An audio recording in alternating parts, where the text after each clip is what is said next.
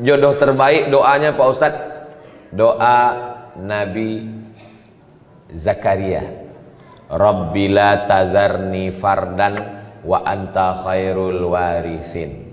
Rabbi, ya Tuhanku, la tazarni fardan, jangan biarkan aku sendirian, wa anta khairul warisin, engkau sebaik-baik pemberi waris. Rabbi la tazarni fardan wa anta khairul warisin. Saya tengok yang menghafal yang udah berbini pula. Ini menghafal yang lajang-lajang aja. Hati-hati Bu kalau sampai dibaca bapak ini nanti pas sembahyang. Ibu kalau sembahyang tahajud malam, dengarkan doa bapak itu baik-baik. Amin amin amin aja. Amin amin. Nanti kejadian baru bingung. Rabbi la tazarni fardan wa anta khairul warisin. Amin gitu. Kejadian. Kenapa abang ini? Doa kau dulu gitu. Nah, itu. Rabbi la tazarni fardan wa anta khairul warisin. Tak ada yang sulit bagi Allah. Asam di gunung, garam di laut, berjumpa juga dalam belanga. Siapa? Langkah rezeki, pertemuan maut, kuasa Allah Subhanahu wa taala. Tak ada yang sulit bagi Allah. Innama amruhu idza arada syai'an ayaqulu lahu kun fayakun. Jodoh tak akan kemana.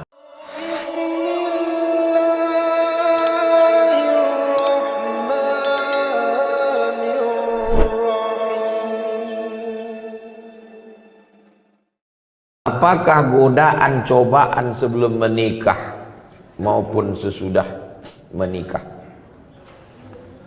Apakah godaan dan cobaan sebelum menikah maupun mana? Apa pertanyaannya? Apakah godaan dan cobaan sebelum menikah? Sebelum menikah menengok anak gadis orang. Kalau udah menikah menengok bini orang. Banyak orang-orang yang berselingkuh, waktu ditanya, kenapa kau berselingkuh? Apa jawaban dia? Lebih berselera menengok bini orang daripada bini sendiri. Ini penyakit ini. Ini penyakit psikologis. Itulah kenapa perempuan disuruh menutup wajahnya. Jangan ejek perempuan bercadar. Kenapa? Karena bercadar itu sunnah. Tapi yang tak bercadar pun tidak apa-apa, bukan berarti dosa haram. Karena kalau bercadar wajib berarti tak bercadar haram. Bercadar, yang mau bercadar silakan, yang tak mau bercadar ya tak apa-apa. Tapi jangan bersolek berlebih-lebihan di muka laki orang. Ini banyak orang bersolek ini kan untuk laki orang. Untuk laki dia macam hantu. Apakah godaan setelah menikah? Kalau engkau jumpa perempuan di tepi jalan, engkau tertarik melihat dia, pulanglah ke rumah, pesan Sayyidina Ali. Kalau kau nampak perempuan di tepi jalan, tertarik melihat dia, pulanglah ke rumah. Karena apa yang ada pada perempuan itu ada juga di rumah. Baiti jannati, surgaku, rumahku adalah surgaku. Bidadari surga yang dikirim Allah Subhanahu wa taala. Faman lam yastati' man istata'a minkumul ba'ata falyatazawwaj. Siapa di antara kalian yang sudah sanggup menikah, menikahlah. Fa innahu aghaddu lil basar, menikah itu menjaga pandangan, wa ahsanu lil farj, menjaga kemaluan. Faman lam yastati', kalau tak sanggup menikah, fa alaihi bisawm, banyak puasa sunat. Fa innahu lahu wija, karena itu obat. Karena kalau makan, apalagi Pulau Kundur makanannya enak, makan sotong, makan cumi, makan kepiting, makan udang, libido seksual naik. Tapi kalau dia puasa sunat, tak ada berbini, banyak puasa sunat. Cantik pun perempuan itu tak nampak. Bro, atau cewek cantik, tak nampak, udah aku udah mau mati sudah. Maka suruh puasa. Ibu-ibu, bapak-bapak, anak yang sudah akil balik, kewajiban kita sebagai orang tua ini 3. Pertama, ayyusammihi biismi khairin, kasih nama yang bagus-bagus. Yang kedua, ayyu'allamahul kitaba idza aqala, ajarkan baca kitab, masukkan sekolah.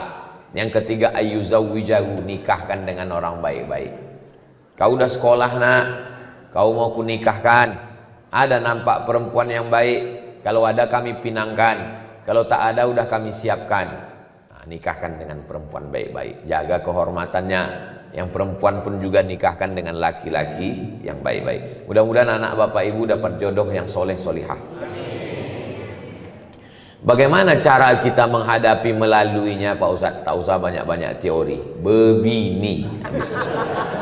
Saya tak berteori begitu begini, tak usah. Berbini. Yang mana jodoh saya Pak Ustadz? Tak usah banyak-banyak berteori. Mau kau, dia mau, jadikan. Tak usah banyak berteori.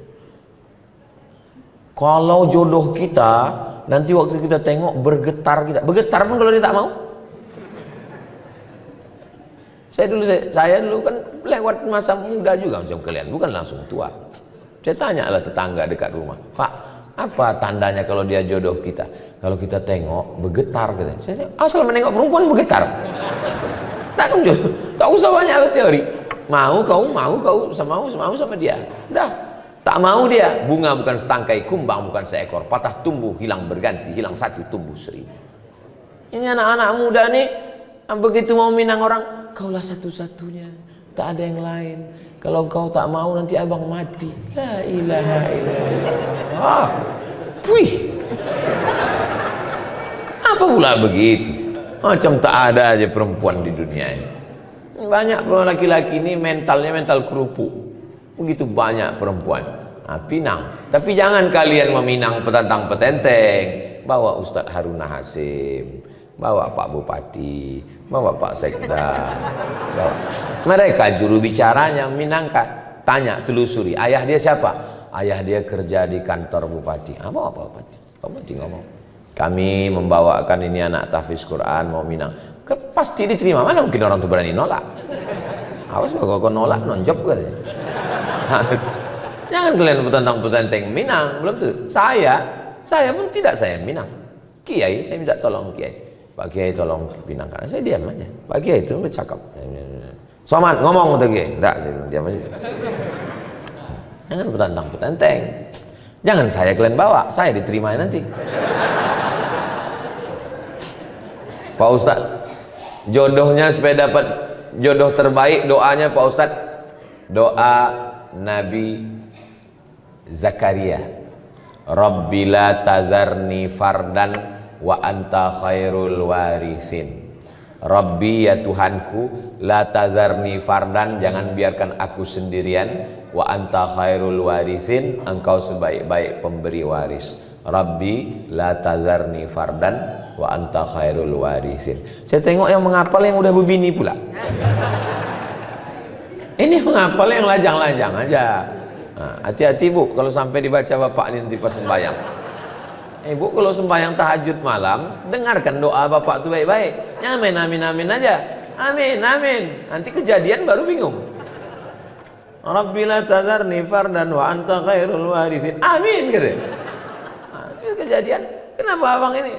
Doa kau dulu katanya. Nah, itu. Rabbi la tazarni fardan wa anta khairul warisin. Tak ada yang sulit bagi Allah. Asam di gunung, garam di laut, berjumpa juga dalam belanga. Siapa? Langkah rezeki, pertemuan maut, kuasa Allah Subhanahu wa taala. Tak ada yang sulit bagi Allah. Innama amruhu idza arada syai'an ayaqula lahu kun fayakun. Jodoh tak akan kemana. Tapi ingat, saingan di mana-mana. Mohon doanya Ustaz agar diberikan keturunan yang soleh dan solehah. Dunia ini memang tak pernah selesai. Sebelum tamat sekolah, nanti kuliah di mana? Sesudah kuliah, udah kerja apa belum? Sesudah kerja, udah berbini. Sesudah berbini, udah punya anak. Udah punya anak, laki-laki apa perempuan? Laki-laki. Kenapa belum punya anak perempuan? Dunia ini sebetulnya tak sulit. Yang susah tuh mengamankan mulut orang. Jadi kalau diturutkan cakap orang ini gila kita. Jadi kita pede aja, banyak berdoa. Mohon doanya Pak Ustadz supaya diberikan keturunan yang soleh dan solihah. Rabbi habli minas solihin. Doa yang sudah pasti makbul, maka dikabulkan Allah doanya. Lahirlah anak namanya Ismail.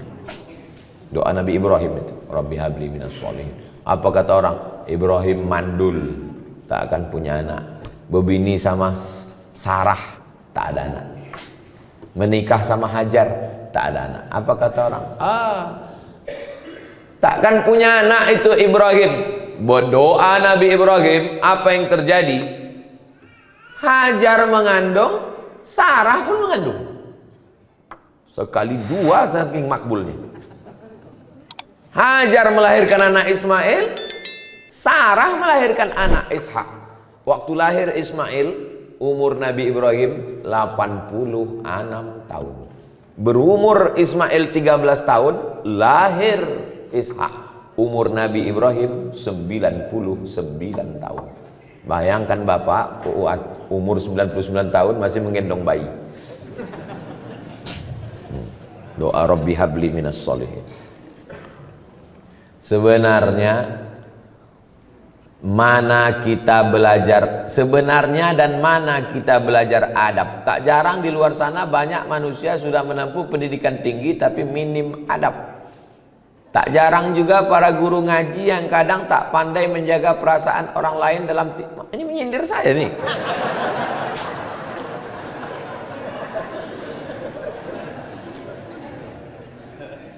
Yang mengajar adab yang pertama kali itu adalah ibu.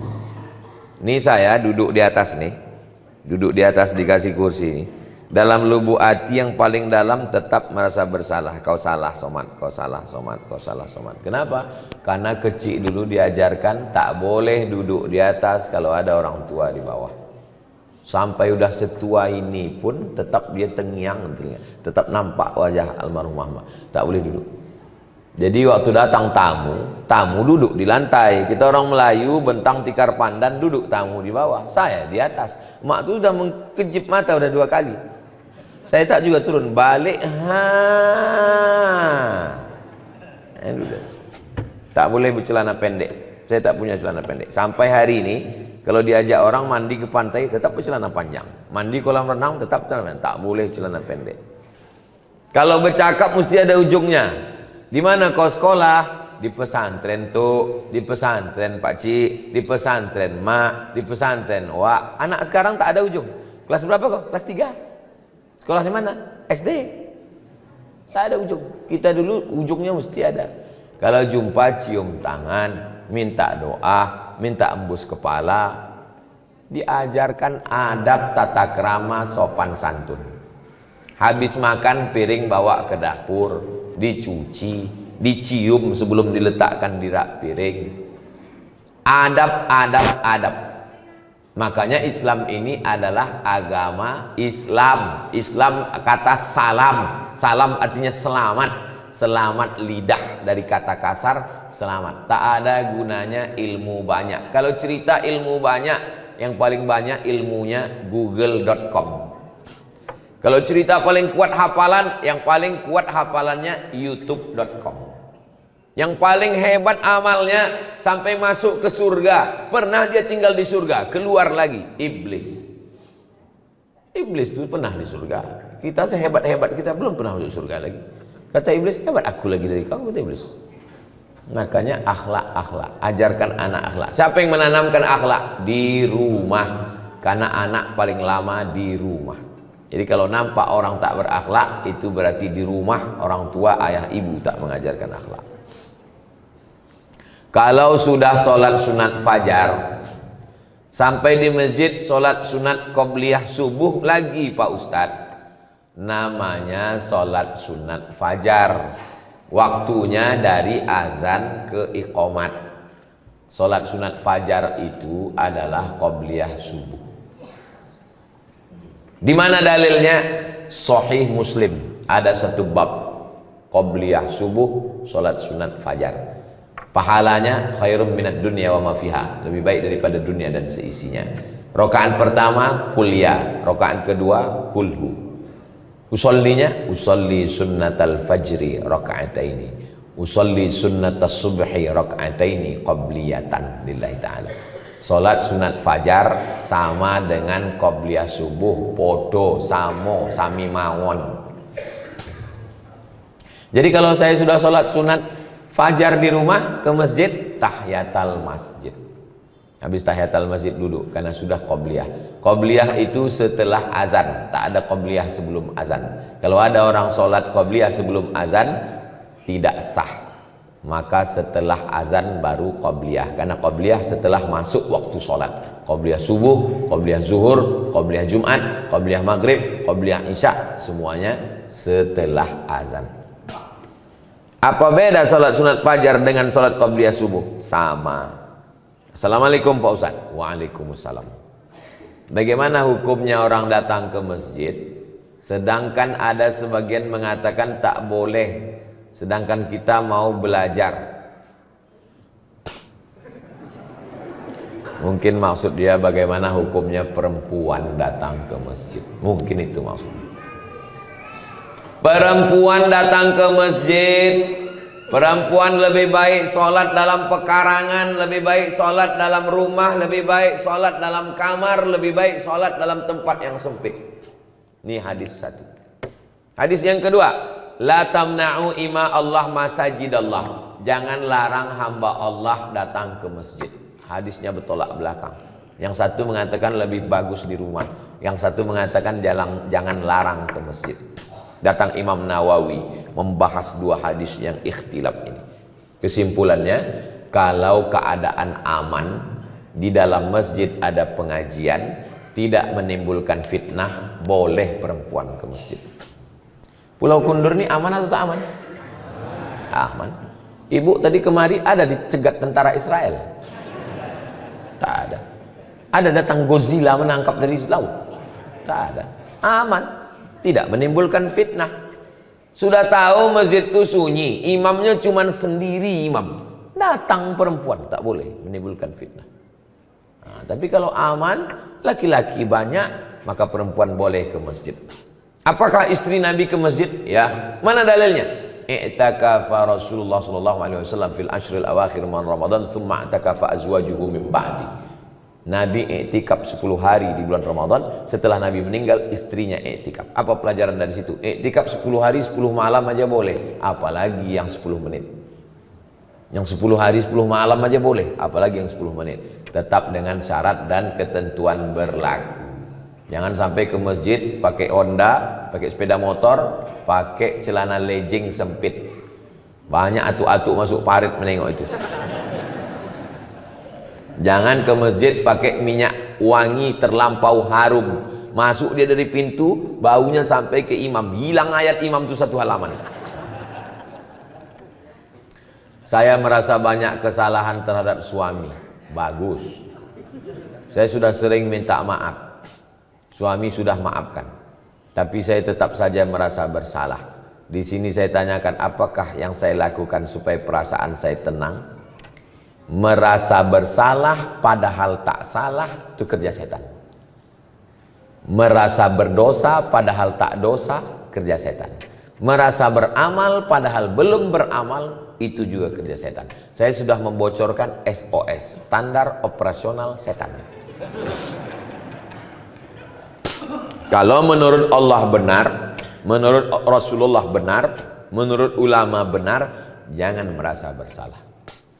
Aku sudah minta maaf, aku sudah amanah, menjaga keluarga, menjaga anak-anak. Tanya suami, kau sudah memaafkan saya bang? Aku sudah memaafkan dek, karena aku terpaksa. Maka ibu tidak salah. Ibu sama dengan suami. Al-mu'minun suami, wal mu'minat istri, ba'duhum awliya'u ba'd. Mereka saling tolong menolong menjaga keluarga. Ya'muruna bil ma'ruf, mengajak anak keluarga berbuat baik. Wa yanhauna 'anil munkar, melarang buat mungkar. Kau jangan selingkuh bang, kau jangan dilarikan pelakor, kau jangan buat macam-macam. Ini ku siapkan kain kalau mau pergi, ini baju koko, ini tasbih banyak berzikir, ini sholat jangan sampai tinggal. Kalau bapak dapat istri begitu, disiapkannya kain, baju koko, diingatkannya sembahyang tinggal di mana, pulang jam berapa, jalan sama siapa, sesungguhnya bapak sudah dikirimkan bidadari surga sebelum bapak mati. Kalau dapat istri model begini, jangan dikubur sebelum meninggal.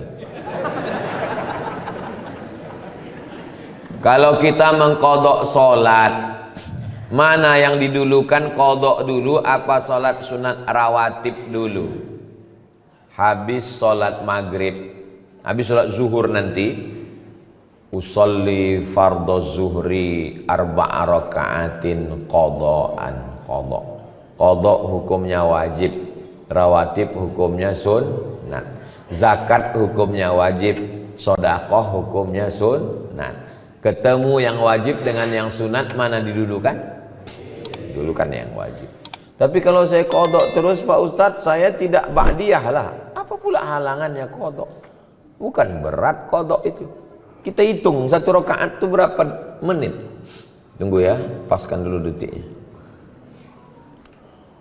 Allahu Akbar, Allahu Akbar kabiran walhamdulillahi katsiran wa subhanallahi bukratan wa asila wajjahtu wajhiya alladhi fatara as-samawati wal arda hanifan musliman wa ma ana minal musyrikin inna salati wa nusuki wa mahyaya wa mamati lillahi rabbil alamin la syarika lahu wa bidzalika umirtu wa ana minal muslimin. Bismillahirrahmanirrahim. Alhamdulillahi rabbil alamin arrahmanir rahim maliki yaumiddin iyyaka na'budu wa iyyaka nasta'in ihdinas siratal mustaqim siratal ladzina an'amta 'alaihim ghairil maghdubi 'alaihim waladdallin amin.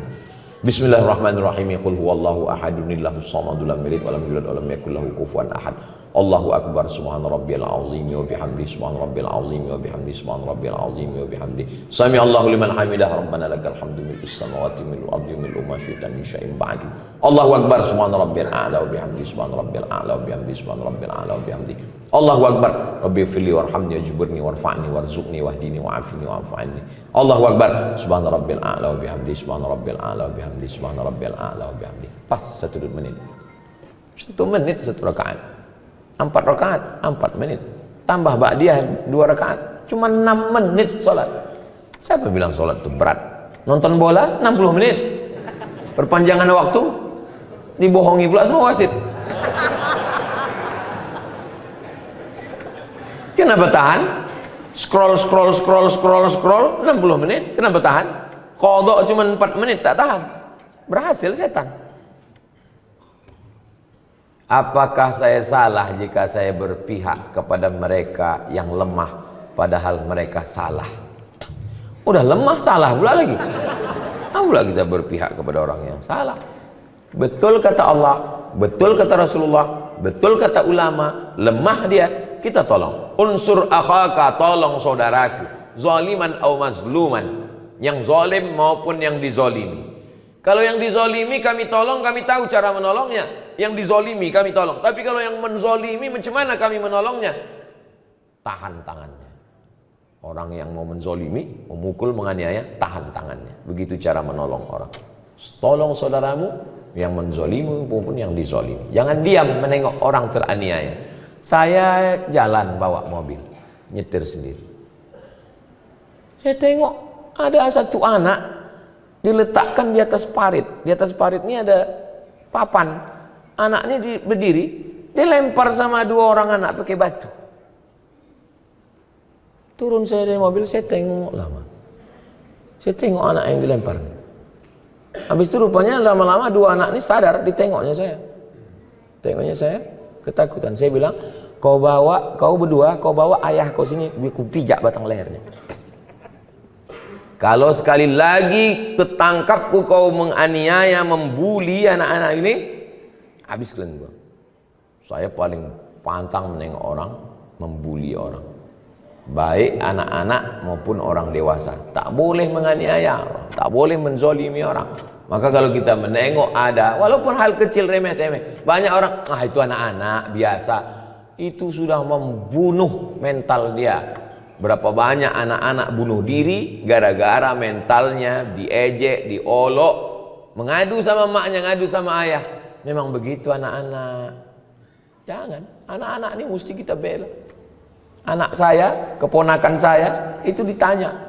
Ada kawan di kelas itu yang ngejek-ngejek, ngolok-ngolok, ada? Tak ada. Kalau ada mengejek, balas. Mana boleh kita balas ejek? Boleh.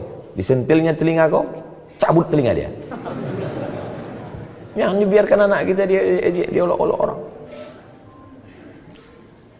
Apakah saya membatasi pergaulan suami? Kalau suami berkawan sama peminum khamar, pecandu narkoba, ibu jangan diam.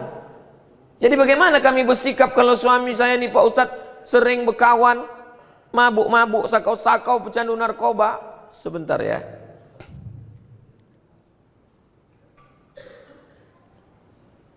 Kalau ada suami ibu berkawan sama pecandu narkoba, catat nomor ini baik-baik. 0813 11 44 21 93, nomor BNN, Badan Narkotika Nasional. Sekarang mungkin ibu belum tertarik untuk menulisnya, tapi nanti kalau ingat, cari ceramah saya di Masjid Hijir Ismail di menit yang pokoknya pas di ujung-ujung pas tanya jawab. Hubungi BNN, suruh tangkap. Karena kalau ibu menasehati, janganlah bang pakai narkoba bang. Oh dia amuknya ibu, tangkap dia. Sesudah tangkap, jenguk. Insya Allah udah menangis darah dia. Biar agak-agak 3 malam. Orang kalau tidak dikasih efek jerah, kalau tidak shock terapi, dia tak akan takut. Nah mesti begitu. Nanti kalau ada orang yang mengeluh suaminya, suami pecandu narkoba, suami pejudi, suami ini, suami jahat, suami nakal, segala macam. Insya Allah kalau pakai jurus saya ini, gimana suaminya bu? Alhamdulillah Pak Ustadz sudah ditangkap. Tak mampan lagi nasihat zaman sekarang. Bagaimana dengan perempuan yang tidak berjamaah subuhnya tapi mau melaksanakan sholat sunat isyraq di rumah? Di rumah itu usahakan ada namanya musolla al-bait. Musolla al-bait dalilnya Nabi datang bertamu ke rumah sahabat. Setelah makan Nabi bertanya, aina turidu an usolli? Di mana kamu mau saya sholat di rumahmu? Kata sahabat, sholat di sini ya Rasulullah. Nabi pun sholat. Tempat sujud Nabi di rumah itu dijadikan musolla al-bait. Itulah dalil sunnah membuat satu sudut rumah musolla. Tapi rumah kami tak besar Pak Ustadz, bukan rumah orang kaya, tak ada musolla khusus. Tak perlu. Buat aja satu sudut yang biasa sholat di situ, sholat duha di situ, tahajud di situ, letakkan sajadah di situ.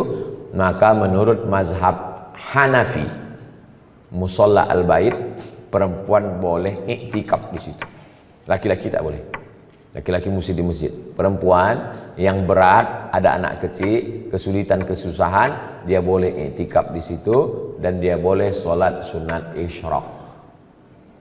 Ya bagi yang berat, karena sholat sunat isyraq mesti di masjid. Oke, dia sholat di situ, habis itu dia berzikir baca Quran sampai masuk waktu jam 6.11, habis itu baru dia selanjutnya ada aktivitas-aktivitas. Hilang pula pertanyaan yang tadi yang kertas itu dia. Saat ini saya sedang dilema, sudah lama menantikan momen pencerahan dari Ustadz. Saya merupakan salah satu anggota dari orang Islam. Suatu ketika terdengar kabar tak sedap bahwa atasan kami melakukan sebuah tindakan kemungkaran, memakai uang umat untuk hal pribadi, tapi adanya musyawarah.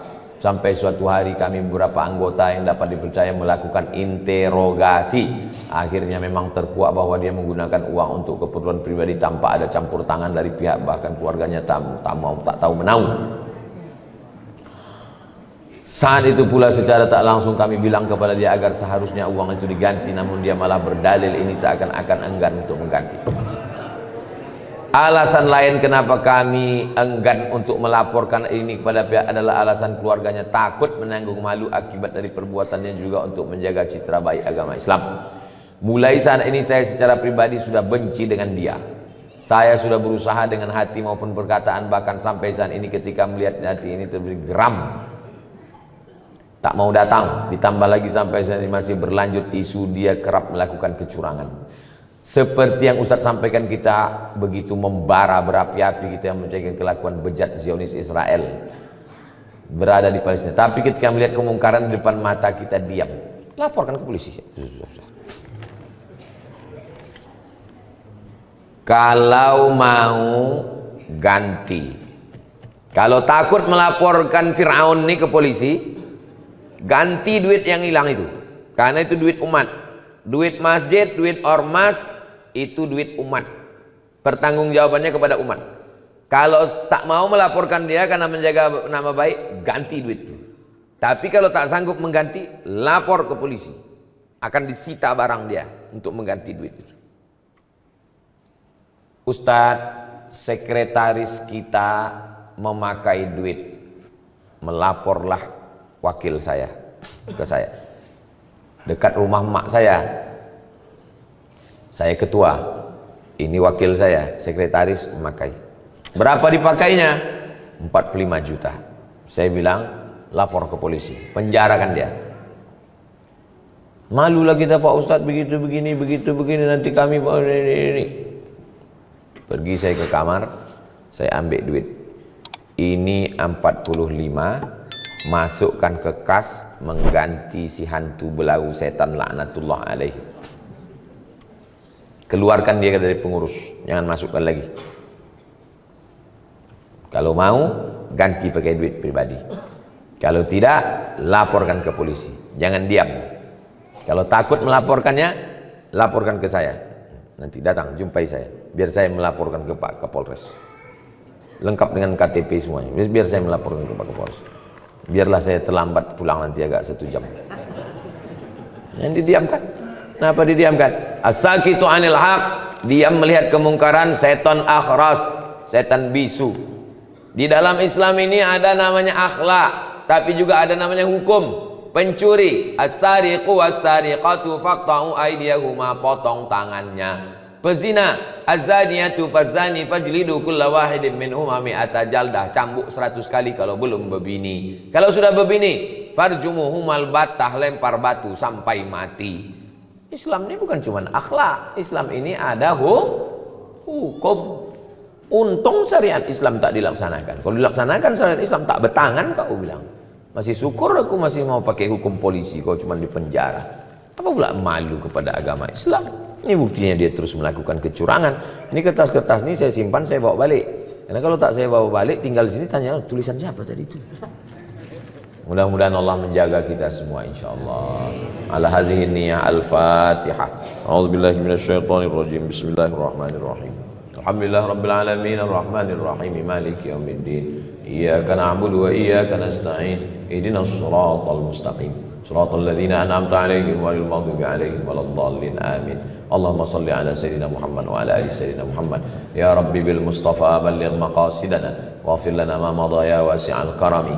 Ya Allah, sampaikanlah maksud niat baik kami berdiri TK tahfiz Quran, SD tahfiz Quran, SMP tahfiz Quran, madrasah aliyah tahfiz Quran, pondok pesantren tahfiz Quran Hijr Ismail. Ya Allah, Allahumma ja'al abana'ana wa banatana min hafizil Quran wal hafizat. Jadikan anak-anak kami menjadi para penghafal Quran.